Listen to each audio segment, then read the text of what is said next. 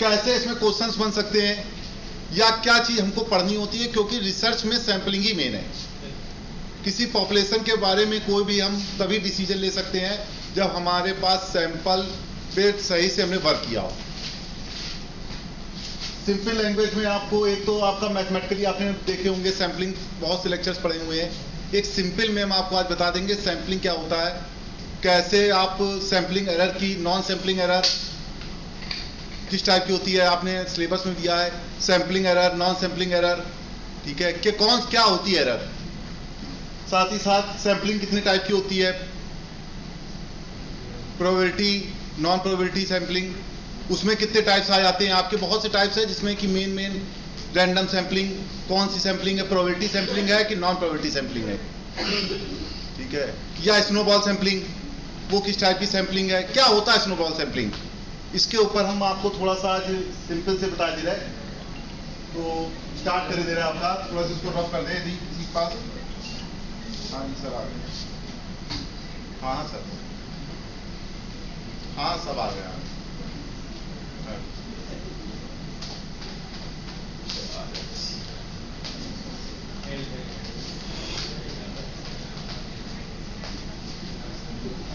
Rough करने के लिए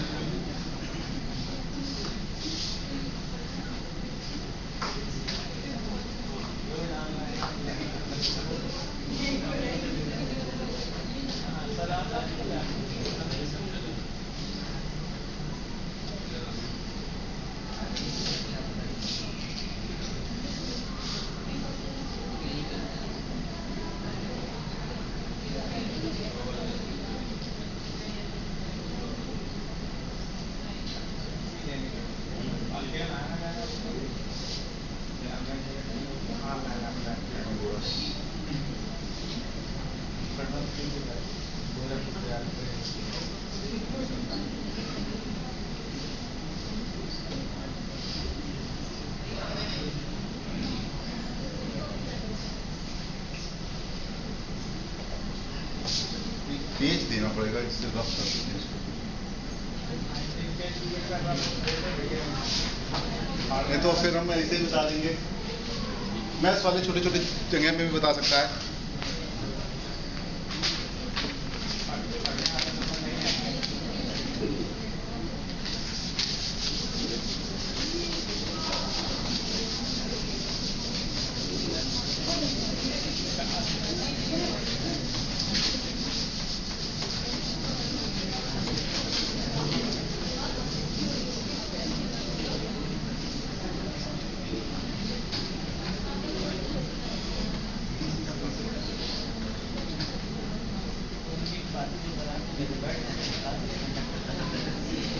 सैंपल और पॉपुलेशन आ जाता है।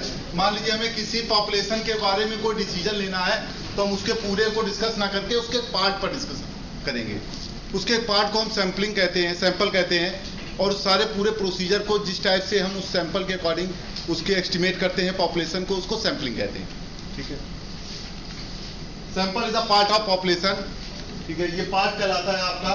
और इसमें कितने टाइप की सैंपलिंग होती है आपकी। सैंपलिंग आपकी 2 टाइप्स की रहती है। एक सबसे फर्स्ट आपकी प्रोबेबिलिटी सैंपलिंग कहलाती है। फॉर एग्जांपल जैसे हमको एक यहीं अपने इस क्लास में सैंपल लेना, तो रैंडमली हमने जो है सैंपल कलेक्ट कर ली। प्रोबेबिलिटी दैट मीन्स जैसे आपने क्वेश्चंस पढ़े होंगे प्रोबेबिलिटी में कि कुछ बॉल्स ब्लैक हैं, कुछ व्हाइट है, रैंडमली हमने उसको सिलेक्ट कर लिया। ठीक है, ये आपकी प्रोबेबिलिटी सैंपलिंग कहलाती है। सेकंड टाइप की सैंपलिंग आपकी नॉन प्रोबेबिलिटी सैंपलिंग होती है। नॉन प्रोबेबिलिटी सैंपलिंग में उस टाइप के एग्जांपल आते हैं जिसमें हम डिसाइड कर लेते हैं हमको किसको सिलेक्ट करना है। फॉर एग्जांपल हमको सिलेक्ट करना है कुछ अच्छे स्टूडेंट्स को, तो हम उसके मार्क्स के क्राइटेरिया के अकॉर्डिंग सेलेक्ट कर रहे हैं। तो इस टाइप की जितने भी आपकी सैंपलिंग प्रोसीजर होता है वो आपकी नॉन प्रोबेबिलिटी सैंपलिंग कहलाती है। ठीक है, इसमें ऑलरेडी हम डिसाइड कर लेते हैं कि हमको किसको सिलेक्ट करना है या किस से हमको सिलेक्ट करना है। मान लीजिए हमने सिलेक्ट करना है बैक बेंचर से, तो हम उसी टाइप के सैंपल पे डिस्कस करेंगे, सभी को इक्वल चांस नहीं देंगे। तो इस टाइप की जितने भी आपके प्रोसीजर आते हैं उसको नॉन प्रोबेबिलिटी सैंपलिंग कहते हैं। प्रोबेबिलिटी सैंपलिंग जो आप पहले स्टार्टिंग में पढ़ के आए हैं, सैंपलिंग भी उसी से स्टार्ट होती है। सैंपलिंग में मेनली आप देखते होंगे mean, median, mode, standard deviation और प्रोबेबिलिटी, इन्हीं सभी चीज़ों का यूज़ किया जाता है। ठीक है, तो आपके 2 टाइप की सैंपलिंग हो गई। सबसे फर्स्ट आपकी प्रोबेबिलिटी सैंपलिंग हो गई। उसमें भी कुछ टाइप्स होते हैं। सबसे पहली आपकी प्रोबेबिलिटी दो टाइप्स की होती है।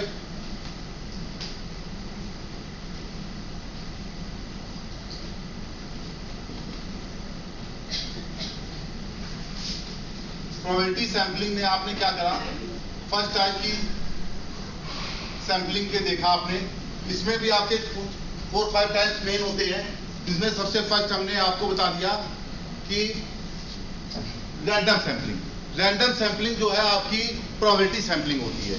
इसमें हम क्या रैंडमली जो है सिलेक्ट कर लेते हैं, ठीक है। सबसे फर्स्ट आपकी रैंडम सैंपलिंग हो गई प्रोबेबिलिटी सैंपलिंग में।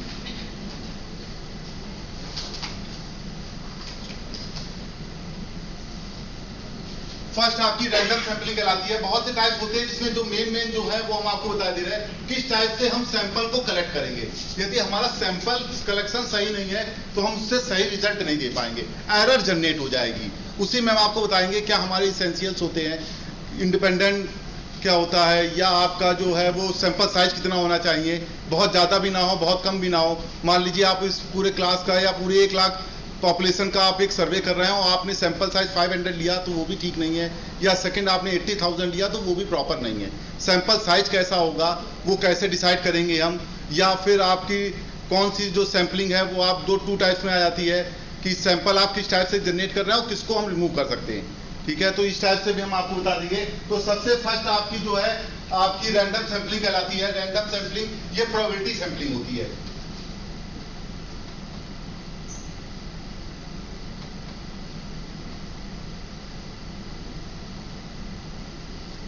फर्स्ट आपकी रैंडम सैंपलिंग कहलाती है। इसमें जो सैंपल है वो हम रैंडमली कलेक्ट कर लेते हैं, ठीक है। हमें सबको इक्वल चांस दिया जाता है यहाँ पर। मान लीजिए हम गए और क्लास में हमने एक रैंडमली सेलेक्ट कर लिया। सेकंड टाइप की हमारी सैंपलिंग जो है वो सिस्टमैटिक सैंपलिंग कहलाती है। 3-4 टाइप्स की रहते हैं आपकी। नंबर सेकंड आपकी आ गई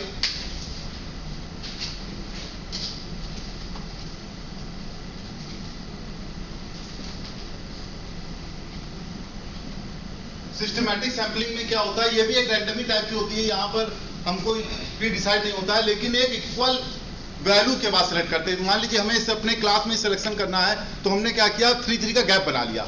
हर थर्ड स्टूडेंट से हम सेलेक्ट रैंडम उठाएंगे। हमने ये नहीं, कोई भी हमारे पर्पस में ध्यान नहीं है, हम अपने क्लास में गए और हमने रैंडमली, ये प्रोबेबिलिटी सैंपलिंग हो गई, हमने रैंडमली गए हर थर्ड स्टूडेंट को जाके हमने डिस्कस किया, उससे डेटा को हमने कलेक्ट किया। ये भी आपकी प्रोबेबिलिटी सैंपलिंग कहलाती है कि मीन्स हर 3 स्टूडेंट्स के बाद हमने एक सैंपल उठा लिया, ठीक है, या हर 5 स्टूडेंट्स के बाद हमने एक सैंपल उठा लिया। ये भी आपकी प्रोबेबिलिटी सैंपलिंग कहलाएगी। ये आपका सेकंड होती है सिस्टमैटिक सैंपलिंग। एक्चुअली इसमें दिख नहीं रहा है आज, उसकी वजह से थोड़ी प्रॉब्लम आ रही है। यहाँ तो सभी दिख रहा होगा, नहीं तो आप नोट भी कर सकते हैं थोड़े मेन पॉइंट। सिस्टमैटिक सैंपलिंग क्या होती है? सिस्टमैटिक सैंपलिंग मीन्स होती रैंडमली सैंपलिंग है या प्रोबेबिलिटी सैंपलिंग है, लेकिन एक इक्वल इंटरवल के बाद। मान लीजिए 5-5 का इंटरवल ले लिया हमने और हर 5 स्टूडेंट्स के बाद एक सैंपल हमने उठा लिया, ठीक है। मान लीजिए 1 लाख का है तो एक इक्वल डिस्टेंस के बाद उठा लिया, तो वो सिस्टमैटिक सैंपलिंग कहलाती है। ये सेकंड टाइप ऑफ सैंपलिंग कहलाती है। थर्ड आपका आ जाता है स्ट्रैटिफाइड सैंपलिंग।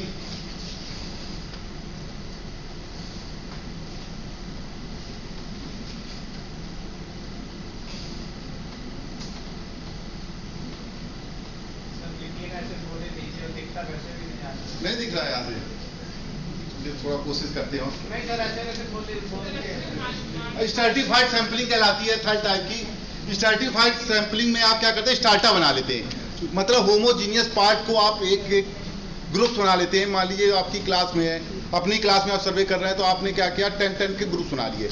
वो स्टूडेंट जिनके 0 से 10 मार्क्स आ रहे हैं, वो स्टूडेंट जिसमें कि 10 से 20 मार्क्स आ रहे हैं, आपने क्या किया स्टार्टा बना लिए, उसमें से आपने रैंडमली स्टूडेंट सेलेक्ट किए। तो ये भी आपकी प्रोबेबिलिटी सैंपलिंग कहलाती है। मीन्स ये भी कैसे करेंगे, मान लीजिए आपने पूरे क्लास में 100 मार्क्स का पेपर लिया और अपने क्लास में ही 10-10 मार्क्स के कुछ ग्रुप्स बना लिए, जिसमें ज़्यादा आ रहे उसमें ज़्यादा सैंपल उठा लिए, लेकिन उठाए रैंडमली। तो इस टाइप की सैंपलिंग आपकी स्ट्रैटिफाइड सैंपलिंग कहलाती है। ये भी आपकी एक प्रोबेबिलिटी सैंपलिंग का एग्जांपल होता है। जब आप सैंपलिंग के क्वेश्चंस देखते हैं तो इसी टाइप के क्वेश्चंस आपको ज़्यादा दिखेंगे, ठीक है, कि ये स्ट्रैटिफाइड सैंपलिंग इसी टाइप के हो सकता है। क्वेश्चंस आपके आए भी हो, हमको अभी तो ये नहीं मालूम तो ये स्ट्रेटिफाइड सैंपलिंग भी एक आपकी प्रोबेबिलिटी सैंपलिंग होती है। फोर्थ आपकी जो है वो सैंपलिंग आपकी क्लस्टर सैंपलिंग कहलाती है। क्लस्टर बना लेते हैं हम लोग, मीन्स एक ग्रुप है उसमें हर टाइप के स्टूडेंट्स हैं, उसमें से सैंपल उठाना रैंडमली। ठीक है, हमने पूरे क्लास को कोई नहीं मालूम कौन अच्छा स्टूडेंट्स है या किसके मार्क्स कितने अपने क्लास में, हमने 10 के ग्रुप्स में से एक एक दो सैंपल रैंडमली सेलेक्ट कर लिए, तो ये आपकी क्लस्टर सैंपलिंग कहलाती है। ये भी आपकी एक प्रोबेबिलिटी सैंपलिंग रहती है कि कुछ अपने ग्रुप्स में ऑलरेडी आपके डिवाइड थे, उसमें से हमने एक सैंपल जो है सेलेक्ट किया। तो ये भी आपकी एक डिफरेंट है, ये चारों सैंपलिंग आपकी डिफरेंट सैंपलिंग्स हैं, लेकिन ये सभी सैंपलिंग आपकी प्रोबेबिलिटी सैंपलिंग में आ जाती है। ठीक है, क्योंकि यहाँ पे सिलेक्शन क्या है वो रैंडमली है। प्रोबेबिलिटी सैंपलिंग का थोड़ा सा कॉन्सेप्ट ध्यान रखिएगा, तो कभी भी आपको सैंपलिंग में प्रॉब्लम नहीं आएगी कि प्रोबेबिलिटी सैंपलिंग मीन्स यहाँ पर हम जो है रैंडमली सेलेक्ट कर रहे हैं। ठीक है, नॉन प्रोबेबिलिटी मीन्स हमारे पास डिसाइड है, उसके अकॉर्डिंग हम जो है सेलेक्ट कर रहे हैं, तो वो हमारा जो है वो नॉन प्रोबेबिलिटी सैंपलिंग कहलाएगा। ठीक है, फर्स्ट आपका प्रोबेबिलिटी, जिसमें कि 4 टाइप्स के हमने मेन बता दिए, जिसको आप बार बार देखते होंगे। जब भी आप नेट पे सिलेबस डालेंगे तो सबसे पहले सैंपलिंग ही दिखेगा, क्योंकि जब आपका रिसर्च तभी अच्छी हो सकती है जब आपकी सैंपलिंग अच्छी होगी, और सैंपलिंग तभी अच्छी होगी जब आप इसको सिस्टमेटिक वे से पढ़ेंगे।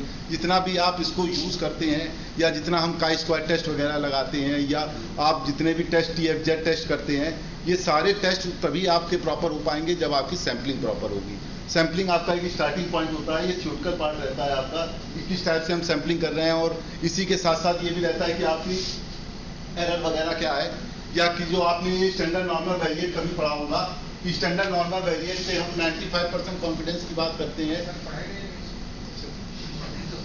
तो ये आपको बताया जाएगा। सही बता रहे हैं, जब नहीं पढ़ा तो सही तो बताएंगे, नहीं पढ़ा उसमें करने की क्या बात है भाई। आप लोग बता दें कि कौन कौन से टॉपिक आपके रह गए, लेकिन एक बात ये ध्यान रखिएगा, जो भी यूनिट 8 में पढ़ते हैं, जिसमें कि TFZ टेस्ट पढ़ते हैं या आप काई स्क्वायर टेस्ट पढ़ते हैं, काई स्क्वायर टेस्ट आपका एक क्वालिटेटिव टेस्ट होता है, और बाकी TFZ टेस्ट और लार्ज सैंपल टेस्ट ये आपके क्वांटिटेटिव टेस्ट हैं। जितने आप लोग न्यूज़ चैनल से होंगे रिलेटेड, वो सब क्वालिटी टेस्ट करते हैं, काई स्क्वायर टेस्ट करते हैं। जितने आप जैसे न्यूज़ चैनल में सर्वे देखते हैं वो काई स्क्वायर टेस्ट पर ही होते हैं। काई स्क्वायर टेस्ट ज़्यादा इंपॉर्टेंट है। आप कभी भी किसी एक रिसर्च में बात करेंगे तो आप ये बात आएगा कि काई स्क्वायर टेस्ट से पूरी सैंपलिंग की गई है, नॉन पैरामीट्रिक टेस्ट जिसको हम कहते हैं। ठीक है, पूछ लेंगे सर से, यदि वो कहेंगे वो सर भी बता दें, हम भी बता दें, दोनों बता दें। हम ये चाहते हैं कि उन्होंने कहा है पूरा बता देंगे तो वही बता दें। ठीक है, 7-8 लेक्चर जितने भी बता दें वो लोग। तो काई स्क्वायर टेस्ट जो आपका नॉन पैरामीट्रिक होता है, उसमें आपका कॉन्फिडेंस लेवल दिखा जाता है कि आपने मान लीजिए सर्वे किया तो क्या कॉन्फिडेंस है आपके अपने डेटा पर। नॉन पैरामीटर्स इसमें आ जाते हैं, आपके मीन आ जाता है, हाइट वगैरह, मीन वगैरह आ गए, आपका वेरिएंस वगैरह आ गया, ये सारे आपके पैरामीट्रिक टेस्ट होते हैं। पैरामीटर आप पॉपुलेशन के लिए कहते हैं। आपको हमने स्टार्टिंग में बताया था कि एक स्टैटिस्टिक्स होता है और एक पैरामीटर होता है। हमारा काम है स्टैटिस्टिक्स को कैलकुलेट करके पैरामीटर के बारे में एस्टिमेट करना।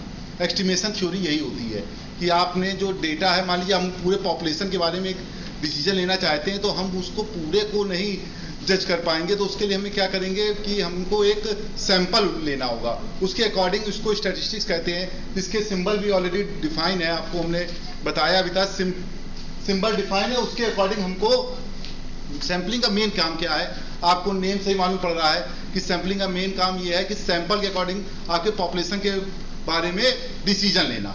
ठीक है, सैंपल क्या है, पूरे पॉपुलेशन को रिप्रेजेंटर है, पूरे पॉपुलेशन को रिप्रेजेंट कर रहा है, तो पॉपुलेशन को रिप्रेजेंट कर रहा है सैंपल। तो सैंपल के जो भी सिंबल होते हैं वो आपके 2-3 सिंबल चलते हैं आपके, जिसमें उसको स्टैटिस्टिक्स कहते हैं, और जितने भी आपके पॉपुलेशन के होते हैं उनको पैरामीटर्स कहते हैं। ठीक है, जिसमें कि आप एस्टिमेट करते हैं, मीन एस्टिमेट कर देते हैं, वेरिएंस एस्टिमेट कर देते हैं, पॉइंट एस्टिमेशन और इंटरवल एस्टिमेशन जो है वो वहीं से जनरेट होता है। कॉन्फिडेंस इंटरवल वगैरह ये टाइम मिलेगा तो थोड़ा सा हम बेसिक आपको एकदम बता देंगे क्या होते हैं जनरली सिंपल लैंग्वेज में।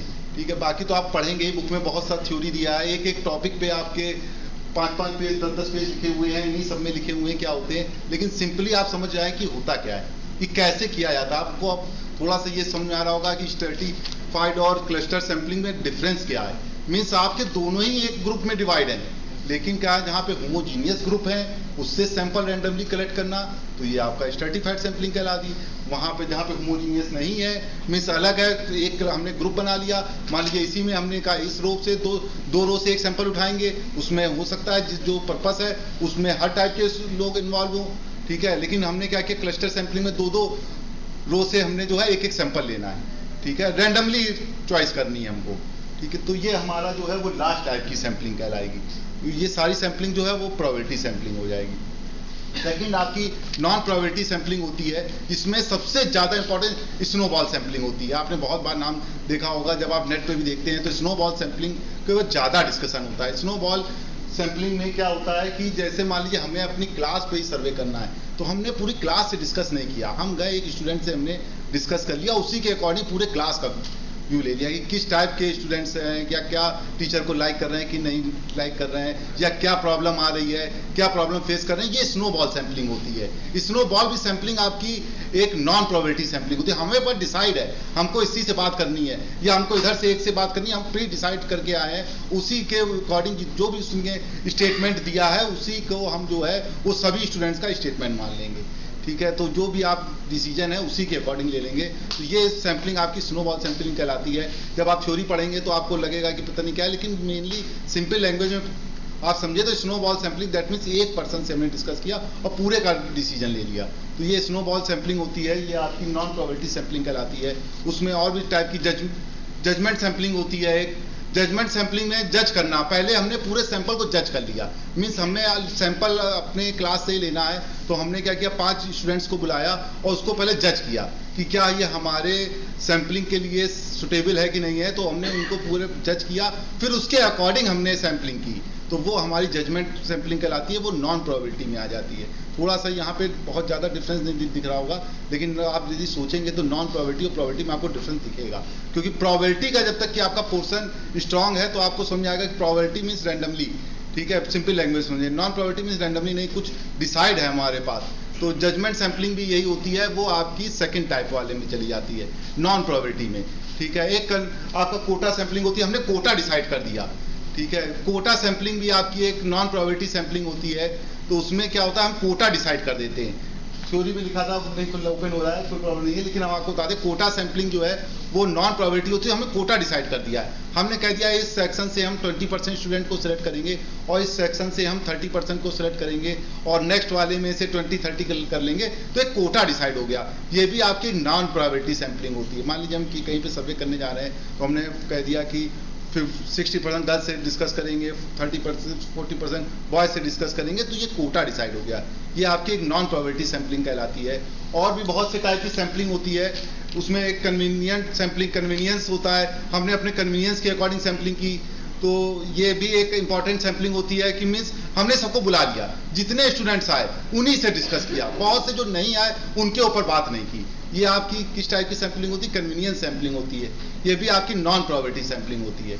इतने ही समय याद आ रहे हैं, नोट्स होते तो और ज़्यादा बता देते, लेकिन ये मेन टाइप की होती है जो मेन आपके सैंपलिंग से रिलेटेड है। तो ये आपके हमने बता दिए। ये जो लास्ट के हमने 3-4 बताया आपको, ये नॉन प्रोबेबिलिटी सैंपलिंग होती है, ठीक है। इसी के साथ सैंपलिंग में आपका सैंपलिंग एरर की बात आ जाती है। यदि हम सैंपलिंग करेंगे तो कुछ एरर आएगी। तो सैंपलिंग एरर क्या होती है हम आपको बता दें। सैंपलिंग एरर, कुछ आपकी सैंपलिंग एरर होती है, कुछ आपकी नॉन सैंपलिंग एरर होती है। तो इसके बारे में हम सोच रहे थे लिख देते आपको, चलिए अब नहीं लिख पाएंगे। तो फर्स्ट टाइप की आपकी सैंपलिंग एरर रहती है, आपके सिलेबस में दोनों ही है, आप देखेंगे नॉन सैंपलिंग एरर और सैंपलिंग एरर।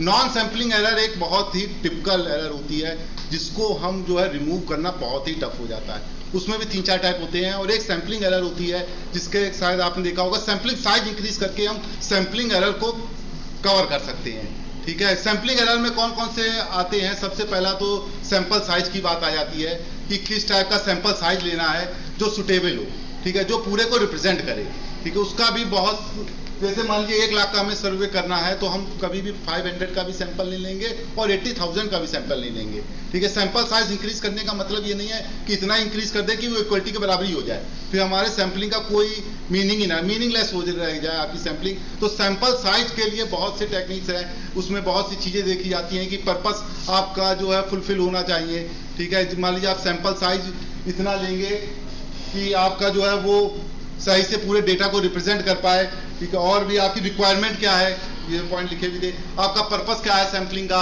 ये सारे जो है वो सैंपल साइज को डिसाइड करते हैं। सैंपल साइज कैसा होगा, ये सब चीज़ें जो 2-3 चीज़ हैं, जो नॉलेज जो आपका एक्सपर्ट है उसकी क्या नॉलेज है, वो कैसे उसको हैंडल कर पा रहा है, इसके पर भी सैंपल साइज आपका जो है वो डिपेंड होता है।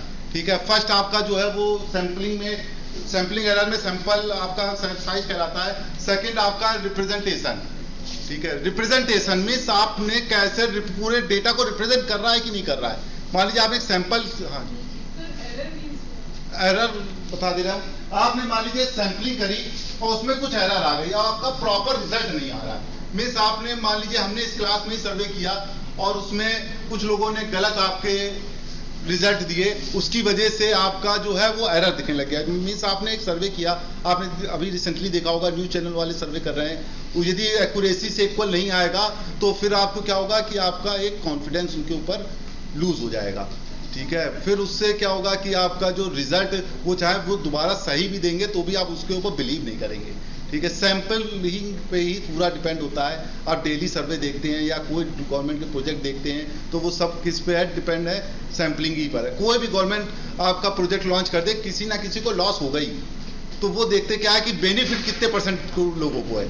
ठीक है, मान लीजिए आपकी PhD के ऊपर आया गया, अब मान लीजिए हम बिल्कुल कह दें कि सभी लोग स्टूडेंट एडमिशन ले सकते हैं, तो फिर आप देखेंगे कुछ ना कुछ को लॉस हो जाएगा, तब भी लॉस हो जाएगा।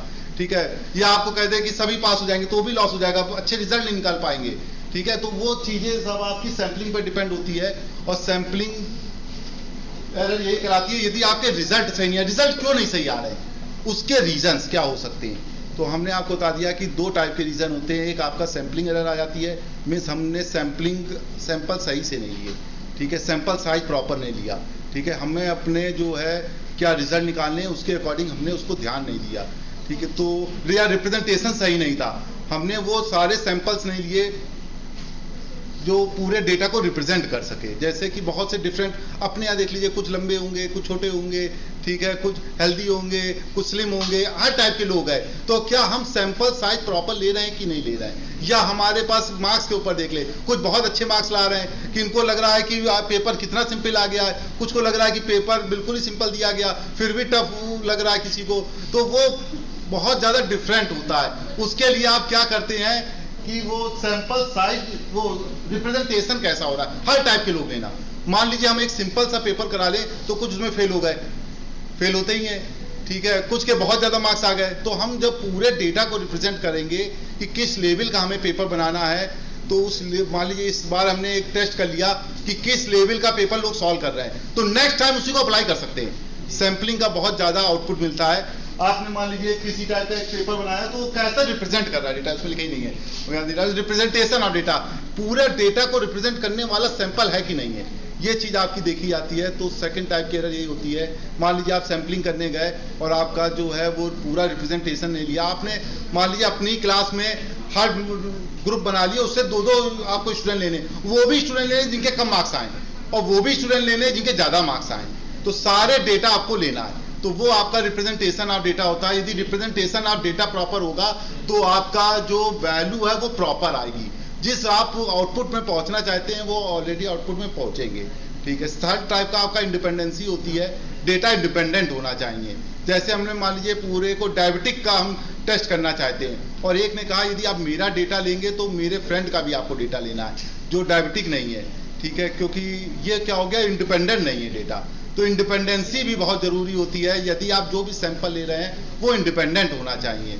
ठीक है, या हम अपने क्लास में से स्पोर्ट्स के स्टूडेंट्स का डेटा लेना चाहते हैं और एक स्टूडेंट आ गया, उसने कहा यदि आप मेरा डेटा लेंगे तो मेरे फ्रेंड का भी लेना पड़ेगा आपको, तो ये सब क्या हो गया, इंडिपेंडेंट नहीं रह गया, वो उसको स्पोर्ट्स के बारे में कुछ मालूम ही नहीं है, तो हमारे रिजल्ट को वो क्या करेगा, रॉन्ग कर देगा। थर्ड टाइप की जो आपकी एरर कहलाती है सैंपलिंग एरर। 2 टाइप की एरर होती है, अभी यहाँ पे मेन हम बता रहे एरर जो है 2 टाइप्स की होती है, एक सैंपलिंग एरर होती है, एक नॉन सैंपलिंग एरर होती है। सैंपलिंग एरर जो है सैंपल साइज इंक्रीज करके आप उसको रिमूव कर सकते हैं। ठीक है, सेकंड टाइप की नॉन सैंपलिंग एरर होती है जिसका एक टॉपिक आपके में गिवन है, और नॉन सैंपलिंग एरर को रिमूव करना बहुत ही टफ होता है। उसमें हम बताएंगे भी कौन कौन के टाइप्स आते हैं, कौन कौन सी चीजें आप उसमें नॉन सैंपलिंग एरर में पढ़ते हैं। तो सबसे पहले हम आपको सैंपलिंग एरर बता रहे हैं, उसमें सबसे पहला टॉपिक है सैंपल साइज। सैंपल साइज कैसे हम डिसाइड करेंगे, तो सैंपल साइज के लिए हमने आपको ये बताया कि बहुत प्रॉपर साइज होता है। उसके लिए 2-3 चीजें आप ध्यान में रखते हैं कि क्या क्या हमारा मोटिव है सैंपलिंग का, इसके बारे में नॉलेज क्या है पर्पस क्या है हमारा, कैसे हम उसको रिप्रेजेंट करा पा रहे हैं कि नहीं करा पा रहे हैं। वो सेकंड टाइप के आ गया कि पूरे डेटा को रिप्रेजेंट कर रहा है कि नहीं। हमने एक ऐसा सैंपल लिया, मान लीजिए आपके पूरे 1 लाख लोग हैं, उसमें से हमको 5000 लेने हैं या 4000 कैंडिडेट को सिलेक्ट करना है, तो हम पूरे को सिलेक्ट कर रहे हैं कि नहीं। यही सब चीज़ें आप देखते होंगे न्यूज़ चैनल है सब। आपके एरिया में कौन सा कैंडिडेट विन हो रहा है तो आपको नहीं डिसाइड कर पाएंगे, लेकिन एक बाहर से आया वो व्यक्ति, उसने पूरे यूपी का डेटा लिया या पूरे एक स्टेट का डेटा लिया, उसने जो रिजल्ट दे दिया वो कहीं ना कहीं सही है। नहीं सही है तो उसके अगली बार जो है उसके ऊपर कोई बिलीव नहीं करेगा। ठीक है, तो ये चीज़ें देखी जाती हैं कि आपकी जो रिजल्ट है, एक्चुअल रिजल्ट, उन्होंने तो कहीं जाके नहीं देखा, ठीक है, लेकिन उन्होंने ऐसी सैंपलिंग की जिससे कि डेटा को प्रॉपर रिप्रेजेंट कर सके। वही चीज़ आप एक रिसर्चर के लिए रहती है। रिसर्चर को एक ऐसा डेटा देना है जो फ्यूचर में आप उसको अप्लाई कर सके। प्रेजेंट में तो नहीं करेंगे, सबको फ्यूचर में अप्लाई करना है। तो फ्यूचर में कैसे अप्लाई करेंगे? यदि आपकी सैंपलिंग प्रॉपर है, आप स्टार्टिंग प्रॉपर कर दें, आपका आउटपुट प्रॉपर मिलेगा। यही नहीं कि हमें आउटपुट मिल पाएगा कि नहीं मिल पाएगा, अभी आप ही कॉन्फिडेंट नहीं है तो कैसे आपकी जो है रिजल्ट सही आएंगे। अभी आप ही को कॉन्फिडेंस नहीं कि मेरी पीएचडी हो पाएगी कि नहीं हो पाएगी, तो कैसे हो पाएगी। आप फुल कॉन्फिडेंस रहे कि होगी और अच्छे पब्लिकेशन के साथ होगी। उसके लिए हम क्या कर सकते हैं प्राइमरी लेवल पे, तो स्टार्टिंग तो आप कर देंगे तो आउटपुट भी मिल जाएगा आपको। तो इसीलिए आपकी सैंपलिंग में थर्ड टाइप की आ जाती है, इंडिपेंडेंसी आ जाता है आपका कि इंडिपेंडेंट होना चाहिए डेटा आपका सैंपल, उसमें किसी के ऊपर डिपेंड ना हो। थर्ड टाइप के आगे फोर्थ टाइप की सैंपलिंग में जो है वो आ जाता है आपका होमोजेनिटी। सेम टाइप के आपके सैंपल्स आप लें जो आपके डेटा के लिए इंपॉर्टेंट हो।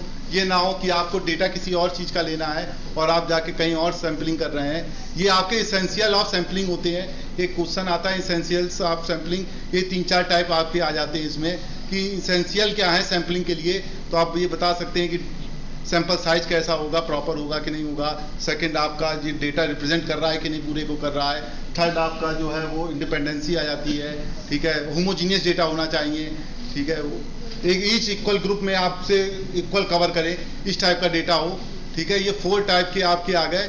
ये आपकी सैंपलिंग एरर आ गई। सेकंड आपकी नॉन सैंपलिंग एरर आती है। ये आपके में टॉपिक भी दिया हुआ है। नॉन सैंपलिंग एरर मींस आपके डेटा से रिलेटेड एरर आ गई। सैंपलिंग एरर तो आप रिमूव कर सकते हैं, आप सैंपल साइज जैसे इंक्रीज करते चले जाएंगे तो सैंपलिंग एरर आपकी रिमूव हो जाएगी।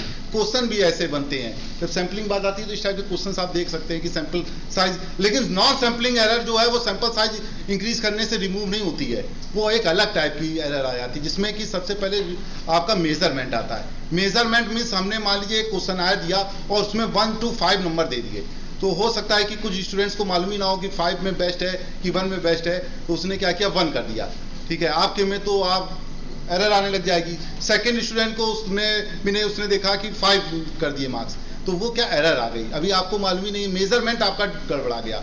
आपने पॉइंट्स आप देखते होंगे जनरली क्वेश्चन आयर पर ही बात होती है कि हमने मेजरमेंट कैसा दिया है, स्केल दे देते किस स्केल पर है, तो ये मेजरमेंट आती है, एक नॉन सैंपलिंग एरर होती है, ठीक है। नॉन सैंपलिंग एरर मीन्स आपको मालूम ही नहीं था, आपने जनरली ऐसे ही देखते हैं कि 4 to 5 मार्क्स के बीच में हमने डिस्ट्रीब्यूट कर दिया है। हो सकता है आपके पास भी आएगा लास्ट में कि किससे पॉइंट्स किसको कितने मिलने हैं, तो आपने देखा नहीं, हाँ ठीक है। जनरली आप लोग क्या करते हैं 1 2 5 4 3 4 ऐसे आपने बिल्कुल उसको बगैर जज किए ही अपने अकॉर्डिंग उसको मार्क्स जो है असाइन कर दिए, तो ये कैसी एरर कराएगी आपकी, ये नॉन सैंपलिंग एरर कराएगी। मीन्स आपने देखा 100 क्वेश्चन दिए, 5 मिनट में आपके क्वेश्चन सॉल्व हो गए, किसी ने उसके ऊपर क्वेश्चन पढ़ा ही नहीं, तो वो क्या है मेजरमेंट में आ जाता है कि नॉन सैंपलिंग एरर हो जाएगी। आपने क्या किया जनरली सबको ऐसे ही असाइन कर दिए, किसी की देखा 1 आपने असाइन कर दिया, किसी को 5 में कुछ देना ही है, पढ़े नहीं क्वेश्चन, उसमें उल्टा भी लिखा है कि किसके सबसे अच्छी परफॉर्मेंस नहीं है उसको बताइए, तो आपने उल्टे ऐसे टिक कर दिए, तो ये आपकी कहलाती है नॉन सैंपलिंग एरर, ठीक है। नॉन सैंपलिंग एरर में फर्स्ट टाइप की आपकी मेजरमेंट कहलाती है, ठीक है। सेकंड आपकी जो है एरर वो नॉन रिस्पॉन्स, मीन्स आपके पास 100 क्वेश्चन थे और आपने 4-5 क्वेश्चंस का आंसर ही नहीं दिया, मीन्स आपको 100 हमने क्वेश्चंस असाइन किया, 100 स्टूडेंट्स को असाइन किए, उसमें से 5 क्वेश्चंस का जो आंसर केवल 70 to 75 स्टूडेंट्स ने दिया है, बाकी उन्होंने ऐसे छोड़ दिया। कुछ ही क्वेश्चंस कर दिया, आपको एक क्वेश्चन आया दिया गया, आपने कुछ क्वेश्चंस किए, कुछ नहीं सॉल्व किए, तो ये भी आपकी एक नॉन सैंपलिंग एरर होगी। उसमें क्या है कि रिस्पॉन्स ही नहीं देना, नॉन रिस्पॉन्सिबल मीन्स आपका जो डेटा है वो 75 से कलेक्ट होगा क्योंकि उन्होंने रिस्पॉन्स ही नहीं दिया है, तो ये भी आपकी एक नॉन सैंपलिंग एरर कहलाती है। इसको रिमूव करना बहुत ही टिपिकल होता है नॉन सैंपलिंग एरर को। सैंपलिंग एरर तो आपकी रिमूव हो जाती है, जैसे हम सैंपल साइज इंक्रीज करते चले आते हैं वैसे हमारी सैंपलिंग एरर जो है वो रिमूव होने लग जाती है। नॉन सैंपलिंग एरर को रिमूव करने के लिए आपको जो है बहुत सुटेबल आंसर नहीं है, वो तो अपने सैंपल्स के ऊपर डिपेंड हो जाता है कि वो कैसा आपका आंसर दे रहे हैं। थर्ड आपकी आती है जो अर्थमेटिकल एरर आ जाती है। अर्थमेटिकल मीन्स आपने सही से कैलकुलेट नहीं किया, ठीक है, मीन्स आपने सैंपल्स दे दिया और हमने सही से कैलकुलेट नहीं किया तो उससे रिजल्ट आपके गलत आने लग जाएंगे, इनकरेक्ट रिजल्ट आ जाएंगे, तो आपकी अर्थमेटिकल एरर कहलाती है। ये भी एक नॉन सैंपलिंग एरर होती है जिसका बहुत ज्यादा इफेक्ट पड़ता है कोरिलेशन रिग्रेशन लाइन में। कोरिलेशन रिग्रेशन में अर्थमेटिकल एरर का बहुत ज्यादा इफेक्ट आ जाता है, आपके रिजल्ट गलत हो जाएंगे। मीन्स आपने तो सही सैंपलिंग की थी लेकिन हमने जो है उसका सही से उसको कैलकुलेट नहीं कर पाए। आप देखते होंगे जिन्होंने सही से कैलकुलेशन नहीं की है तो उनमें से रिजल्ट इसमें ही डिफर हो जाते हैं, वैल्यू 1 से ऊपर हो जाती है। आपने जरा सा भी एक मिस्टेक कर दी तो वैल्यू आपकी जो है जनरली 1 से ऊपर चली गई या -1 से कम आ गई या सही से आपका कोरिलेशन ही सही नहीं निकला, तो ये अर्थमेटिकल एरर कहलाती है। ये भी आपकी एक नॉन सैंपलिंग एरर होती है। और सबसे लास्ट जो होती है बाइज्ड वाली, बाइज्ड है आपको कोई टीचर पढ़ाने आया, आपसे कोई मतलब नहीं, आपको जैसे ही मार्क्स देने हैं आप अपने अकॉर्डिंग ही मार्क्स देंगे। आप जिसको जानते हैं उसको आपको ज्यादा देने हैं तो ज्यादा ही देंगे। बाइज्ड हो गए सैंपल्स, यदि सैंपल बाइज्ड है तो ये भी आपकी एक नॉन सैंपलिंग एरर कहलाती है। मीन्स हमको 10 टीचर पढ़ाने आए और हमने जो है 2 टीचर को हम जानते थे तो हमने उन्हीं को ज्यादा मार्क्स दिए, वो चाहे वो उन्होंने बिल्कुल गलत पढ़ा दिया हो लेकिन आपने मार्क्स उसी को ज्यादा दिए तो बाइज्ड हो गया सैंपल। ये भी आपकी एक नॉन सैंपलिंग एरर होती है। मीन्स हमारा सैंपल जो है बाइज्ड है, ठीक है। तो ये आप इसके जो है ये 4-5 टाइप्स की आपकी जो है ये कौन सी, हाँ, इंस्ट्रूमेंट के लिए आपकी नॉन सैंपलिंग एरर होगी ना। ये तो जो अर्थमेटिकल में आ गई आपकी, जैसे कि आपने डेटा कलेक्ट किया और उससे आपकी वैल्यू इनकरेक्ट आ गई तो ये आपकी जो है नॉन सैंपलिंग एरर हो गई, ठीक है। तो ये 2 टाइप की सैंपलिंग आपकी एरर हो गई, एक सैंपलिंग एरर हो गई और एक नॉन सैंपलिंग एरर हो गई, ठीक। मीन्स आपका जो डेटा गलत आ रहा है, मिस अंडर आपको प्रॉपर इसको सॉल्व नहीं कर पा रहे हैं तो ये आपकी सेकंड आपकी एरर के ऊपर आ गई। उसके बाद आपका टॉपिक क्या आता है, उसका एस्टिमेशन आ जाता है। एस्टिमेशन आ गया आपका ये यूनिट कौन सा दिया हुआ, 4 या 5 दिया है सैंपलिंग से रिलेटेड, उसमें देखिए उसके बाद आपकी एस्टिमेशन एरर आ जाती है। एस्टिमेशन क्या होता है, एस्टिमेशन मींस वैल्यू को एस्टिमेट करना, क्या पूछ यूनिट 5 है, उसमें क्या कौन कौन से टॉपिक है आपके, सैंपलिंग मेथड्स और हाँ एस्टिमेशन।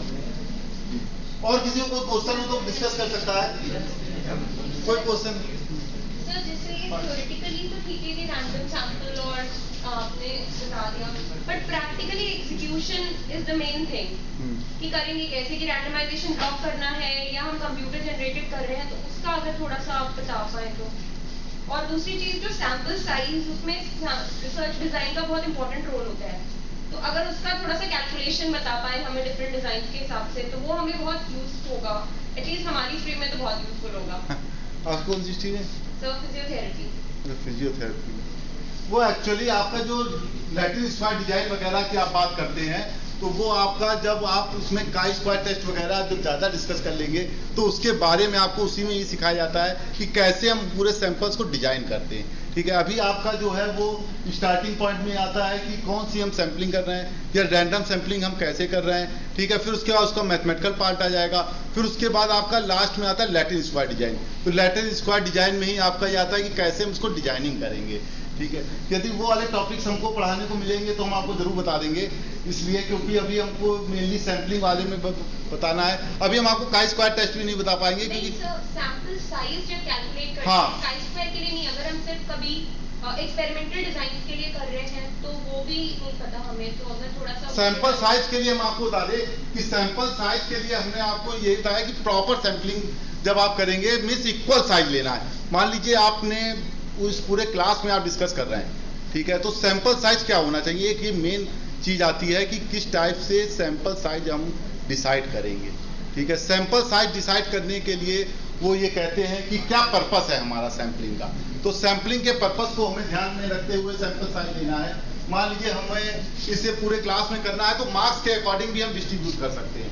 जैसे कि हमने मार्क्स का 10-10 का ब्लॉक बना दिया तो 10-10 के ब्लॉक्स में हम ये देखते हैं कि बीच वाले वैल्यू पर ज़्यादा वैल्यू आ रही है, तो उसके सैंपल साइज को हमने इंक्रीज कर दिया, ठीक है, और बाकी जिसकी कम वैल्यू आ रही है उसके थोड़े थोड़े सैंपल लिए। तो ये आपका जो है वो रैंडम सैम्पलिंग में भी आ जाता है कि किस टाइप से, इसीलिए हम आपको बता रहे हैं कि स्ट्रेटिफाइड सैम्पलिंग हम ज़्यादा उसको प्रेफर करते हैं in comparison of second others के। लेकिन बहुत सी सैम्पलिंग जैसे कि आपका स्नोबॉल सैम्पलिंग, इसका भी बहुत ज़्यादा यूज़ होता है, लेकिन ये आपकी जो है वो नॉन प्रोबेबिलिटी सैम्पलिंग होती है। मीन्स हम बहुत जगह बिल्कुल हर विलेज में नहीं जा सकते, लेकिन हमने क्या किया, हर विलेज में जाके 5 to 10% से बात की और उससे पूरे रिजल्ट को निकाल लिया।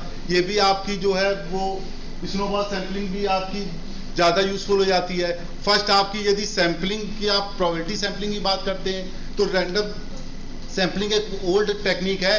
रैंडम सैम्पलिंग की जगह आप स्ट्रेटिफाइड सैम्पलिंग पे ज़्यादा फोकस करेंगे, क्योंकि हमने क्या किया, पूरे एरिया को इक्वल, जैसे मान लीजिए किसी एरिया में करनी, तो हमने पूरे एरिया को इक्वल पार्ट्स में डिवाइड कर लिया। स्लम एरिया हो गया, पॉश एरिया हो गया, ठीक है, इस टाइप से हमने पूरे जब को ब्रेक कर लिया। तो हमको कैसा सैंपल साइज लेना है, तो हमने मान लीजिए सैंपल साइज 5% लिया या 3% लिया, तो उसमें जो है रिप्रेजेंटेशन इक्वल होना है। सैंपल साइज सैम्पलिंग में बहुत ज्यादा डिपेंडेंसी तब आ जाती है जब आप उसको प्रॉपर नहीं करते। यदि आपका प्रॉपर सैंपल, आपने देखा होगा इलेक्शन में देख लें कि 10,000 या 11 लाख सैंपल पूरे 125 करोड़ पीपुल्स का रिजल्ट दे देते हैं। आपने कभी न्यूज चैनल में या जनरली, क्योंकि न्यूज चैनल आप लोग देखे भी होंगे इसलिए मुझसे उतार रहे हैं, आपने देखा कि 1 लाख पीपुल से यूपी में उन्होंने बात की और एक रिजल्ट जनरेट कर दिया।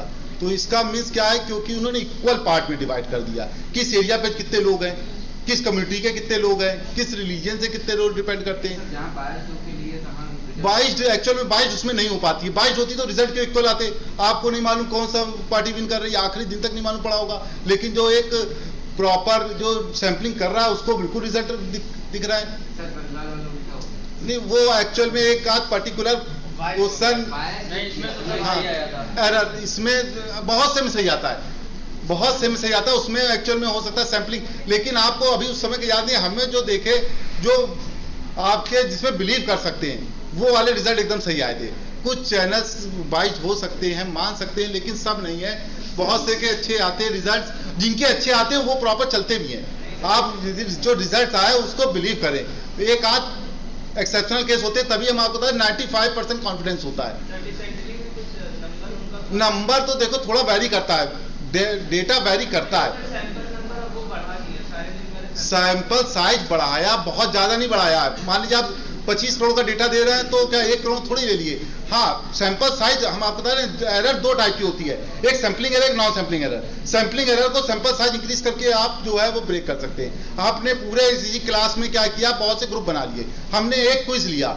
हम अभी एंड सेम क्विज का कॉन्सेप्ट यही है, एक क्विज लिया और हमने पूरे क्लास को डिस्ट्रीब्यूट कर दिया अलग अलग। एक क्विज से ही मालूम पड़ जाएगा कि एंड सेम में आपके कितने मार्क्स आ रहे हैं। तो क्विज लेकर हमने क्या किया, पूरे सैंपल्स को डिस्ट्रीब्यूट कर दिया। हम देखेंगे कि बीच वाले नंबर्स पर ज्यादा स्टूडेंट्स आ रहे हैं, उसका सैंपल साइज हम इंक्रीज कर देंगे, ज्यादा उसके सैंपल ले लेंगे या इक्वलिटी बना देंगे। मान लीजिए आपके बीच में आपके 5 मार्क्स का क्विज है, 5 मार्क्स के क्विज से हम एंड सम के मार्क्स डिसाइड कर सकते हैं कि कौन से स्टूडेंट के क्या मार्क्स आएंगे। आप देखेंगे कि ज्यादा मार्क्स वाले के ज्यादा ही आ रहे हैं, लेकिन कुछ ऐसे स्टूडेंट्स हैं जो अपने में चेंज लाकर एंड सेम में ज्यादा मार्क्स ले आएंगे। तो वो क्या होता है, वो भी आपका कुछ ज्यादा एक्स्ट्रा एफर्ट करने लग गए तो वो भी आपकी काउंटेबल होती है। 95% पर ही डेटा डिस्कस होता है। जब आप इसमें एरर की बात करते हैं, एक और एरर आती है, एरर ऑफ टाइप फर्स्ट और एरर ऑफ टाइप सेकेंड, जिसको आप काउंट करते हैं अल्फा और बीटा से।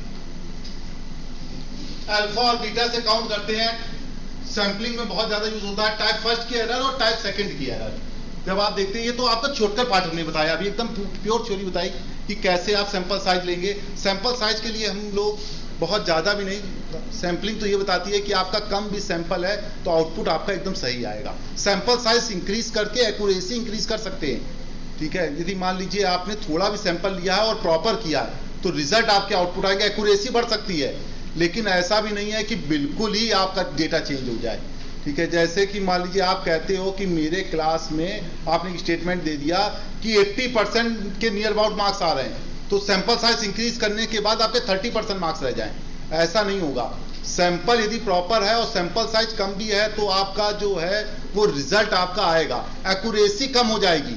एक्यूरेसी आप इंक्रीज करेंगे जब डेटा साइज बढ़ाएंगे, या जो आपकी नॉन सैम्पलिंग एरर भी रिमूव हो जाएगी।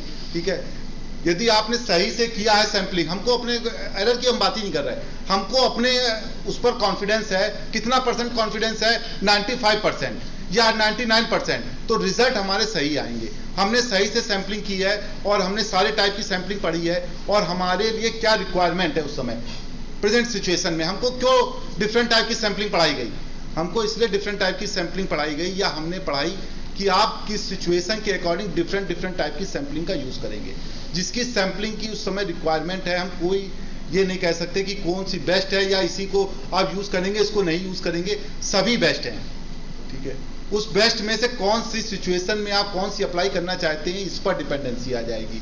अब आपको मान लीजिए उस समय आपने प्रेजेंट सिचुएशन में आपको लगता है कि रैंडम सैम्पलिंग से हमको ज़्यादा अच्छे रिजल्ट मिल जाएंगे, तो रैंडम सैम्पलिंग ही आप अप्लाई कर देंगे। ठीक है, या आप कहते हैं कि सिस्टमैटिक सैम्पलिंग से ज़्यादा अच्छे रिजल्ट मिलेंगे, तो सिस्टमैटिक सैम्पलिंग आप अप्लाई करेंगे। बहुत से प्रोसीजर हैं, उसमें से यदि हम कोई भी प्रोसीजर करें और प्रॉपर करेंगे तो रिजल्ट प्रॉपर आएगा। सैंपल साइज इंक्रीज करने से एक्यूरेसी इंक्रीज हो सकती है, लेकिन ये नहीं है कि आपका रिजल्ट गलत आएगा। कम सैंपल साइज से भी आप यदि प्रॉपर सैम्पलिंग कर लेते हैं तो आपके रिजल्ट भी एक्यूरेट आएंगे। ये नहीं है कि आपने sample size, as a mathematician student हम तो ये नहीं कह सकते कि आप सैंपल साइज बहुत बड़ा इंक्रीज करेंगे तो ही आपके रिजल्ट अच्छे आएंगे, क्योंकि सैंपल साइज यदि इंक्रीज करेंगे तो क्या स्मॉल सैम्पलिंग का आइडिया आपके पे नहीं आना चाहिए? क्यों हम स्मॉल सैम्पलिंग पर टेस्ट कर रहे हैं? ठीक है, यदि हम स्मॉल सैम्पलिंग पे टेस्ट कर रहे हैं और उसके अकॉर्डिंग हम रिजल्ट दे रहे हैं, हम एस्टिमेट कर रहे हैं वैल्यूओं को और उसको हम लिख रहे हैं अपनी कॉपियों में या हम अपने रिजल्ट्स में लिख रहे हैं, तो इसका मीन्स आपका जो है वो सैम्पलिंग साइज पे एक्यूरेसी डिपेंड हो सकती है, लेकिन रिजल्ट्स डिपेंड नहीं हो सकते हैं। और उसके लिए हमें किस टाइप की, तो कुछ आदत ये रहती है कि निगेटिव पॉइंट्स पढ़ेंगे तो पॉजिटिव पॉइंट ज़्यादा अच्छे समझ में आएंगे। तो कुछ उसमें से निगेटिव पॉइंट बताए कि किस टाइप की एरर आती है। एरर पढ़ने का मतलब ये नहीं है कि हमारी सैम्पलिंग में कोई प्रॉब्लम आ रही है। एरर पढ़ने का बस नहीं मतलब है कि ये चीज़ों का हमें ध्यान रखना है। यदि हम मान लीजिए कोई सैंपल करने जा रहे हैं, हम कोई डेटा कलेक्ट करने जा रहे हैं, तो हमको ये 7-8 पॉइंट्स को ध्यान में रखना है कि इन पॉइंट्स पर हमारा डेटा ना गड़बड़ हो जाए। हम मान लीजिए सैंपल करने गए और तो हमने कोई क्वेश्चन ही नहीं उससे डिस्कस किया, डायरेक्ट आके हमने डिस्ट्रीब्यूट कर दिया। क्वेश्चन आए तो सबने क्या किया, अपने हिसाब से टिक कर दिया। उसके लिए हमको पहले आपको एक बताना पड़ेगा, ये क्वेश्चन आयर है, इसमें आपको फीडबैक देना है, और फीडबैक आप कैसे देंगे, किस पॉइंट्स पर देंगे, तो वो चीज़ें आपको जो है बताई जाएंगी। ठीक है, तो उससे प्रॉपर सैम्पलिंग आएगी। कुछ बात का ध्यान रखना है। सैंपल साइज इंक्रीज करने का मतलब ये है कि बहुत बड़ा इंक्रीज सैंपल साइज ले लें। मान लीजिए आपने कहा कि पॉपुलेशन हमारी ये है और सैंपल साइज हमने ये ले लिया, तो कोई सैम्पलिंग का मतलब नहीं, सैंपल इतनी चुका छोड़ दिया आपने, ये भी कवर कर लेते तो एक्यूरेट ही डेटा आ जाता, डेटा में कोई एरर ही ना रहती। तो इसके लिए हम कहते हैं कि आपने इतना भी सैंपल साइज लिया है और प्रॉपर लिया है, सारे आपने इसमें जो इफेक्ट कर सकते हैं इसको सारे पॉइंट्स आपने इंक्लूड कर लिए हैं, तो भी आपका रिजल्ट एक्यूरेट आएगा। ठीक है, ये कहती है सैम्पलिंग। कैसे आपने किए हैं सारे पॉइंट्स? जैसे मान लीजिए आपने कहा कि एक इलेक्शन पे गए, आपने कहा कि एरिया वाइज हमने देखा तो जहाँ पे ज़्यादा वोटर्स हैं वहाँ ज़्यादा सैंपल ले लिए, क्योंकि इक्वलिटी बनानी है, तभी तो हमारे रिजल्ट एक्यूरेट आएंगे। या जहाँ पे कम वोटर हैं वहाँ पे हमने कम सैंपल साइज लिया, 2-4 अपने सैंपल ले लिए। सैंपल्स में भी क्या किया, एक सैंपल को 10 पर्सन से डिस्कशन करके बताया, हम गए हमने जाके 10 लोगों से बात कर ली। ठीक है, हो सकता है कि उसमें 2 गलत बताएंगे लेकिन 8 एकदम सही बताएंगे, और हमारा एक सैंपल जो है वो 10 पर्सन का है। एक सैंपल जो है हमारा 10 पर्सन का है, तो जो हमारी एरर है वो हो सकता है 1-2 बाइट हो जाए। आपसे पूछा गया तो आपने गलत रिजल्ट बता दिया। अपने इंडिया में थोड़ी ज़्यादा प्रॉब्लम रहती है इस बात की, आपसे डायरेक्ट पूछा जाएगा तो आप हो सकता है कि उस समय 22 हो जाओ, लेकिन सब नहीं होंगे, 1 जो है वो सही आंसर देंगे। तो एक सैंपल साइज हमारा 10 का है, जिसमें हमने देखा कि 6 लोग जिसके फेवर में है वही का एक सैंपल मान लिया हमने। ठीक है, तो ये होता है सैंपलिंग के लिए। अपने इसी टाइप से सैंपलिंग होती है इलेक्शन वगैरह में, एक सैंपल से नहीं पूछेंगे। मान लीजिए आप ये भी आप लोग सोचते होंगे कि मान लो हमने 10 लोगों से बात करनी है और 10 उन्हीं लोगों से बात की जो एक पार्टी को सपोर्टर थे, तो ऐसा नहीं होता है। तो फिर सैंपलिंग का कोई मतलब ही नहीं रह जाएगा। इतनी बड़ी थ्योरी आपको क्यों पढ़ाई जा रही है? पूरा आपने स्टार्टिंग का 6 मंथ दिए सैम्पलिंग वगैरह में, मेनली आप देखते होंगे कि सैम्पलिंग ही में ज़्यादा टाइम दिया गया है। तो हमने क्यों सैम्पलिंग पढ़ी जबकि उसका कोई आउटपुट ही नहीं निकल रहा है? हमने जाके एक आइडिया आ सकता है ना, एज ए स्टूडेंट आप सोच सकते हो कि मान लीजिए हम गए और हमने उन्हीं लोगों से बात की जो उसको फेवर ही नहीं करते, लेकिन ओवरऑल जब सबकी बात आई तो हमने देखा कि तो आप देखते नहीं है कि 1 लाख से हमने बात की और 20 करोड़ का रिजल्ट दे दिया हमने, या हमने 10,000 से बात की और 1 करोड़ का रिजल्ट दे रहे हैं। तो 10,000 हो सकता है कि एक पार्टी के सपोर्टर ही 20 लाख वोट आ रहे हैं, तो उन्हीं से 10,000 से बात कर ली, तो रिजल्ट तो उसका बाइट हो गया। लेकिन जब आप देखते हैं एक्यूरेसी के ऊपर, तो दोनों रिजल्ट मैच हो गए, बहुत ज्यादा डिफरेंस नहीं आएगा। लेवल जो है वो स्टैंडर्ड डेविएशन आपने क्यों पढ़ा है मालूम है ना आपको, जो डिफरेंस होता है, कभी भी रिजल्ट इक्वल नहीं आते, थोड़ा सा इंटरवल में चले जाते हैं। कॉन्फिडेंस इंटरवल जिसको कहते हैं, क्या कॉन्फिडेंस है आपका 240 से लेकर 280 तक, तो ये आप कह सकते हैं कि, या आप कहते हैं कि 40 to 80 सीट्स आएंगी, तो क्या हो गया 40 to 80 सीट्स के बीच में ही दिखेगा आपको। यदि आपकी 40 to 80 का मींस उसने जिसने भी कैलकुलेट किया उसने स्टैंडर्ड डेविएशन का भी ध्यान रखा है, और वो आपको मैथ्स के टीचर बताएंगे, स्टैंडर्ड डेविएशन के फॉर्मूले आपको बताए गए होंगे, ठीक है। तो उसमें ये बताया जाता है कि उसका यूज कहाँ होता है, इसका यूज होता है सैंपलिंग में। हम आपको कहीं पर भी कोई मैथमेटिकल आज नहीं बता रहे, हमने पूरी थ्योरी बताई कैसे इसको अप्लाई करते हैं। सैंपलिंग में बस वही 3-4 चीजों का यूज होता है। सबसे पहले मीन मीडियन मोड, सेकंड आपका स्टैंडर्ड डेविएशन, उसमें फॉर्मूले अप्लाई करना, थर्ड आपकी प्रोबेबिलिटी। प्रोबेबिलिटी आ गई तो नॉन प्रोबेबिलिटी तो आपको आ ही जाएगी। प्रोबेबिलिटी मींस रैंडमली आपने सेट करना है। प्रोबेबिलिटी में जितने भी क्वेश्चन देखेंगे सब रैंडमली देखेंगे। रैंडमली हमें बैग में बहुत सी बॉल्स हैं, हमने एक बॉल रैंडम निकाल ली, तो ये क्या है, सैंपल निकाल लिया है, ठीक है। बहुत से हमने, जब आप सैंपलिंग करने आते हैं तो ये आप क्या समझते हैं, ये समझते हैं हम सैंपल्स, उसमें से एक सेलेक्ट करना, ठीक है। ये होता है आपका सैंपलिंग का प्रोसीजर। तो सैंपल साइज को रिप्रेजेंट कौन कौन से पॉइंट्स इफेक्ट डालेंगे, वो सब चीजें यदि ध्यान है, मीन्स आपको जरूरी नहीं है कि इतना बड़ा सैंपल लें। आपकी यदि सैंपलिंग प्रॉपर है तो सैंपलिंग के लिए पॉजिटिव पॉइंट के साथ निगेटिव पॉइंट ध्यान है आपको। निगेटिव पॉइंट जो आज हमने बताया आपको, एरर वगैरह क्या होगी, कौन कौन सी एरर आ सकती हैं आपकी। कुछ एरर ज्यादा आप उसको रिमूव कर सकते हैं, कुछ एरर्स को जो है आपकी प्रॉपर यूज से, मतलब आपकी प्रॉपर नॉलेज से रिमूव होंगे।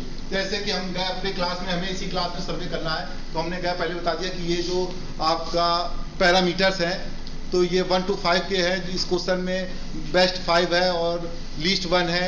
सेकंड क्वेश्चन में लीस्ट 5 है और 1 जो है वो बेस्ट है। तो इस टाइप से बता दिया। नहीं तो पता चला किसी स्टूडेंट को नहीं बताया तब तक कि 5 है तो उसने टिक लगा दिए, और फिर 5 के बाद उसको जब मालूम पड़ा तब तक वो ऊपर क्रॉस थोड़ी करेगा, तो आगे बढ़ते जाएंगे, ठीक है। क्योंकि सैंपलिंग करना भी एक बहुत टफ काम होता है। मान लीजिए आपने जैसे डिस्ट्रीब्यूट ही नहीं हो पाया, आधों के सबके टिक हो जाते हैं। आपने जनरल देखा होगा कि क्वेश्चन आया, सबने टिक कर दिया, फिर उसके बाद बताया, तब तक की जो है वो गड़बड़ हो गई। तो वो चीजें आप ध्यान रखते हैं और उसके बाद कैलकुलेट भी सही करते हैं, तो ये नॉन सैंपलिंग एरर हो जाती है। सेकंड, आप यदि डेटा को सही से प्रेजेंट कर रहे हैं, प्रेजेंटेशन मीन्स आपके सारे पॉइंट्स, आपने पहले पॉइंट्स बना लिए कि कौन कौन से पॉइंट्स हमारे को इफेक्ट करेंगे। मान लीजिए आप कोई रिसर्च में टॉपिक ले रहे हैं, तो आपने देखा कि कौन कौन से पॉइंट कहाँ से अरेंजमेंट होगा डेटा का, क्या हम अरेंज कर पाएंगे कि नहीं कर पाएंगे। मान लीजिए यहाँ पर कोई इसका कोई है ही नहीं, अटेंडेंस पेज के लिए तो वो डॉक्टर प्रकाश को फोन कर लीजिए, आप लोग है नंबर, उनको बात कर लें आप लोग, तो उससे आपको मालूम पड़ जाएगा अटेंडेंस के लिए। वो तो कह रहे थे हम सेंड कर देंगे। तो ये आपका आ गया फर्स्ट में, कुछ मैथमेटिकल बता देते, तो आपका सैंपल साइज के बारे में आ जाता है। फिर उसके बाद आपका एस्टिमेशन बता देगा, ये तो आपको एस्टिमेशन भी बता दें। आपका एस्टिमेशन क्या रहता है, एस्टिमेशन दैट मींस एस्टिमेट करना डेटा को, ठीक है। तो उसके लिए आपकी दो चीजें आ जाती है, कि स्टैटिस्टिकल होता है जिसके अलग सिंबल होते हैं, जहां पे आपको हमने बार बार बताया कि जब आप इसको एग्जैक्ट कहते हैं तो आप सैंपल के बारे में कहते हैं, और जब आप म्यू कहते हैं तो आप पॉपुलेशन के बारे में कहते हैं, मीन। एग्जैक्ट जो है वो स्टैटिस्टिक्स कहलाते हैं। स्टैटिस्टिक्स आपका मीन जिसके ऊपर हम वर्क करना चाहते हैं। म्यू आपका जो है वो पॉपुलेशन का मीन कहलाता है, जिसका हमको रिजल्ट निकालना है। तो दो चीजें चलती हैं एक एस्टिमेशन थ्योरी में। एक एस्टिमेशन में आपका सैंपल पर आप डिस्कस करते हैं और रिजल्ट देते हैं पैरामीटर्स के ऊपर, ठीक है। तो पैरामीटर्स मीन्स आपका मीन को एस्टिमेट करना, और जो उसको मैथमेटिकल पार्ट कहलाता है वो एस्टिमेट कहलाता है। एस्टिमेशन में जो एस्टिमेट है मीन्स उसका मैथमेटिकली उसको कैलकुलेट करना, ठीक है। तो पैरामीटर्स कब निकालेंगे, जब आप मैथमेटिकली उसको कैलकुलेट कर लेंगे। तो आपने क्या किया, सबसे पहले एक सैंपल लिया। सैंपल साइज कैसे लिया वो हमने आपको बता दिया कि एक यूनिट में आपका दिया हुआ कि सैंपल साइज आपका प्रॉपर हो, सारे पॉइंट्स आपके जो इफेक्ट डाल सकते हैं सैंपल्स पर, उनको आप कलेक्ट करें। बहुत बड़ा भी नहीं लेंगे, बहुत छोटा भी नहीं लेंगे। ऐसा भी ना हो कि इतना छोटा कर दे कि बहुत से पॉइंट छोड़ दे। मान लीजिए आपका साइज सैंपल, हमें अपनी पूरे क्लास को डिस्कस करना है और हमने 10 to 12 सैंपल लिए। स्मॉल सैंपलिंग थ्योरी यही बताती है। TFZ टेस्ट जो है वो आपका यही बताता है कि सैंपल साइज हमारा छोटा करते जा रहे हैं, ठीक है। सैंपल साइज छोटा है तो भी रिजल्ट आ रहे हैं। T test, F test, Z test जब आप पढ़ेंगे तो आप उसमें कोई भी सैंपल साइज 30 से अबव नहीं पाएंगे। उसका भी एक क्राइटेरिया बना दिया गया है। यदि डेटा आपका 30 से बिलो है तो स्मॉल सैंपलिंग पर आएगा, 30 से अबव है तो लार्ज सैंपलिंग में आएगा। जिन्होंने सैंपलिंग पढ़ी होगी उनको मालूम भी होगा कि उसका कोई डिसाइड पर्टिकुलर नहीं है, लेकिन एक उन्होंने क्राइटेरिया बना लिया कि यदि सैंपल साइज 30 से कम तो भी रिजल्ट देगा। ऐसा नहीं कि 30 से कम है तो रिजल्ट ना दे। यहां आप ये नहीं कह सकते कि सैंपल साइज 30 से कम है तो हम रिजल्ट नहीं निकाल पाएंगे, वो भी रिजल्ट देगा, लेकिन क्या है कि उसमें वो स्मॉल सैंपलिंग टेस्ट में करेंगे, उसके लिए टेस्ट अलग है। सेकंड, आपका यदि डेटा 30 से अबव है तो लार्ज सैंपल टेस्ट में आएगा, ठीक है। लार्ज सैंपल टेस्ट मींस थोड़ा सा बड़ा हो गया सैंपल साइज, 50 का भी लार्ज है और 1000 का भी लार्ज है, ठीक है, लेकिन कैसा हो जिसको प्रॉपर रिप्रेजेंट कर सके पूरे पॉपुलेशन को, ठीक है। तो सैंपल साइज के लिए आप ये कह सकते हैं कि दोनों टाइप के डेटा आपके आते हैं। और सेकंड आपका एरर के बारे में बता रहे थे हम। एरर एक आप बहुत पढ़ेंगे, टाइप फर्स्ट की एरर, टाइप सेकंड की एरर। टाइप फर्स्ट की एरर का जो है वो अल्फा रहता है, सिंबल अल्फा सिंबल रहता है टाइप फर्स्ट की एरर का। आप क्या करते हैं, नल हाइपोथेसिस, आपने कभी ये देखेंगे स्टैंडर्ड नॉर्मल वेरिएट कहलाता है, आपको इसको बीच की वैल्यू होती है, हमारा कॉन्फिडेंस लेवल कितना है, ठीक है। कॉन्फिडेंस लेवल से ही आप अपना इंटरवल निकाल लेते हैं। आपने देखा होगा कि आपकी वैल्यू आ रही है 0.05%, 95% कॉन्फिडेंस है। आपने देखा होगा 1.96 का बहुत ज्यादा यूज करते हैं। आपका mean plus minus 1.96 into standard error, ये फॉर्मूले का बहुत ज्यादा यूज करते हैं। जिन्होंने सैंपलिंग पढ़ी होगी या सर कभी पढ़ाएंगे आपको, क्योंकि सैंपलिंग का सिलेबस 8 यूनिट में स्टार्टिंग के में कुछ ज़्यादा नहीं है। मीन मीडियन मोड वो तो सब आपका बहुत पहले का है, स्टैंडर्ड डेविएशन। आपका मेन पढ़ना है आपको सैंपलिंग, जिसका आप आउटपुट कर पाएँ, ठीक है। T test, F test, Z test, chi square test, ठीक है, लार्ज सैंपल टेस्ट, ठीक है। तो ये जरूर देख लीजिएगा आप लोग, क्योंकि जब आप पूरा सिलेबस देखते हैं तो हमको जो लगता है इंपॉर्टेंट पॉइंट उसमें मैथमेटिकल, तो सबसे पहले आपका जो ज्यादा यूज होगा कोरिलेशन रिग्रेशन लाइन यूज होगा। लॉन्ग टाइप के क्वेश्चन, अब ये तो हमें नहीं मालूम, लेकिन कैसा पेपर आएगा, यदि ऑब्जेक्टिव आएगा तो कोई प्रॉब्लम नहीं, सब्जेक्टिव रहेगा ऐसा नहीं, जिसका नहीं हम आपको बताते नहीं, हम सभी यूनिवर्सिटीज के पेपर के अकॉर्डिंग आपको बता दे रहे हैं। सभी यूनिवर्सिटीज के आप पेपर देखेंगे यदि, तो आपको जो ज्यादा यूजफुल हो एज ए रिसर्च स्कॉलर, हम क्या ज्यादा इसको फ्यूचर में अप्लाई करेंगे, तो आप सबसे ज्यादा अप्लाई करेंगे थ्योरी के बाद, मैथमेटिकल की बात कर रहे हैं, सबसे ज्यादा अप्लाई करेंगे कोरिलेशन रिग्रेशन लाइन, ठीक है, क्योंकि उसका हमको आउटपुट है, डेटा माइनिंग वगैरह जितना भी प्रोसेस आपका है वो कोरिलेशन रिग्रेशन पे डिपेंड होता है, ठीक। सैंपलिंग में आपका काई स्क्वायर टेस्ट, जितना भी टेस्ट है सब काई स्क्वायर पर डिपेंड है, ठीक है। तो काई स्क्वायर टेस्ट वगैरह जो है थ्योरी पे, तो आपका सैंपलिंग का ये पूरा theory, T test, F test, Z test भी बहुत डीपली में चला जाता है। ये लार्ज सैंपलिंग टेस्ट का होता है। लार्ज सैंपलिंग टेस्ट में आप कहते हैं कि मीन प्लस माइनस 1.96 बहुत हो नहीं पड़ा होगा, 0.05%, 95% हमें अपने रिजल्ट पे कॉन्फिडेंस है। आपने मान लीजिए 10 लोगों को भेजा, 0.95 का मतलब ये नहीं एग्जैक्ट रिजल्ट निकालना, एग्जैक्ट रिजल्ट नहीं निकाल सकते, लेकिन ये है कि हम 10 लोगों को भेजते हैं तो हम कह सकते हैं जो वैल्यू हमने कैलकुलेट की है उसमें 95% की वैल्यू यही आएगी। तो 95% कॉन्फिडेंस की बात आती है, तो आप इस फॉर्मूले से निकालते हैं कि mean plus minus 1.96 into standard error से, ठीक है। तो स्टैंडर्ड एरर, इसका एक आपकी टेबल भी बनती है, इस टाइप का आप बना देते हैं।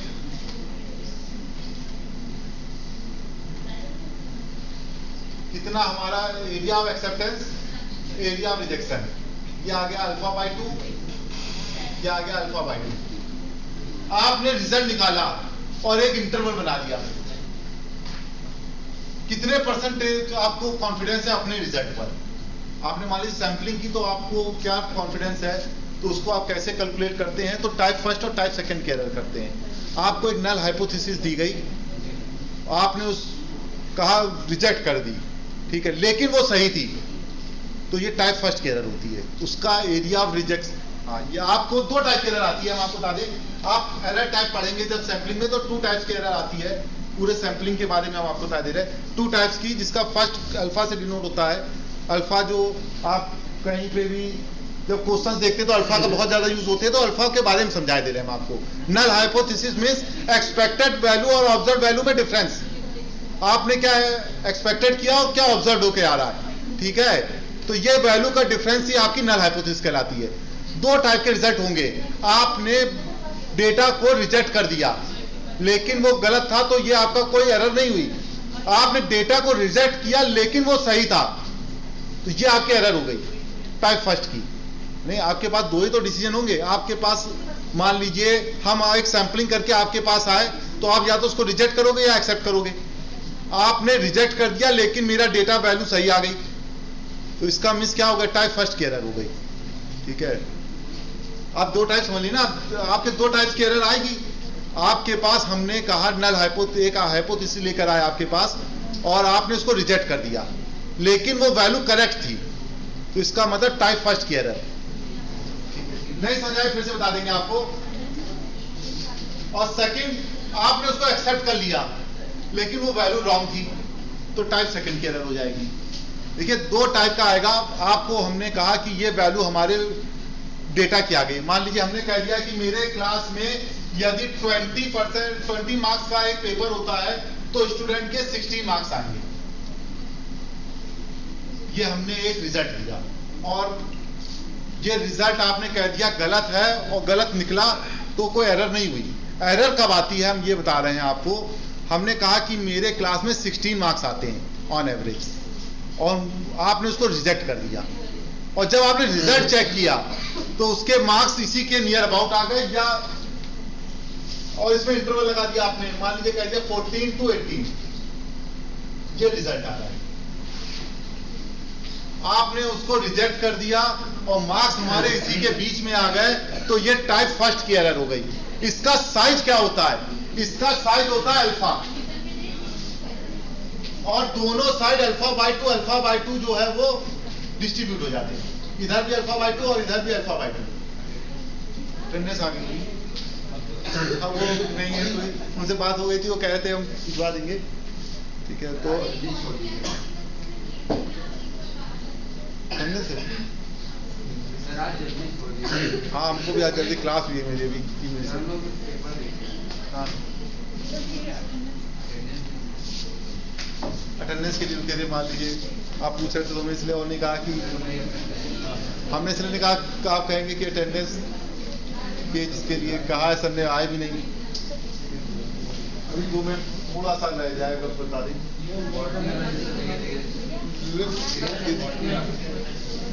लास्ट में थोड़े इंपॉर्टेंट पॉइंट और बता दें आपको थ्योरी के पार्ट में। थ्योरी के पार्ट में बता दें आपका 3-4 पॉइंट और आते हैं इसमें। एक एरर की बात आती है, आप सैंपल साइज में अल्फा बाई 2 दोनों साइड एरर कहते हैं, ठीक है। यदि आपने जो रिजल्ट दिया है, रिजल्ट इसके बीच में आ गया यहाँ पर, तो ये आपका एरिया ऑफ एक्सेप्टेंस कहलाएगा। और रिजल्ट यदि आपका इसके बाहर चला जाता है तो एरिया रिजेक्शन कहलाता है। इसको आप काउंट कर सकते हैं। आप कोई भी रिजल्ट देंगे तो वो स्टैंडर्ड तौर पे आप 95% तक कॉन्फिडेंस कह सकते हैं। हमारे डेटा पे क्या कॉन्फिडेंस है? 95%। आप बात करते हैं, जब देखेंगे आप सिंबल 1 माइनस अल्फा की बात आप करते हैं, आपने कह दिया कि 0.95 है, ठीक है। तो अल्फा आपका क्या हो जाएगा? Area of rejection 0.05।